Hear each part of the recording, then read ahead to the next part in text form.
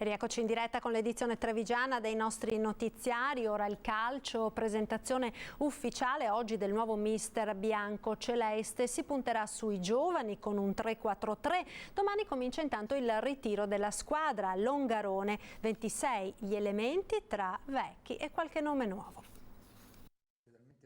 Agenore Maurizi, Colleferro, 20 luglio 1964. È il nuovo mister del calcio Treviso presentato alla stampa all'Omobono Tenni. Ufficialmente ora iscritto in prima divisione, il Treviso è già al lavoro. Oltre una ventina di calciatori in ritiro a Longarone, quasi tutti ancora con contratto da firmare. Mister in cattedra per le prime battute alla stampa e la presentazione del suo programma. Cercare di fare un buon campionato, valorizzando dei giovani e appunto stando attento un attimo a quelle che sono le riforme della Lega Pro. Un buon campionato e i giovani sul piano di lavoro, ma senza dimenticare l'intero ingranaggio, le scadenze e le regole, mentre la società promette di vigilare anche sui conti.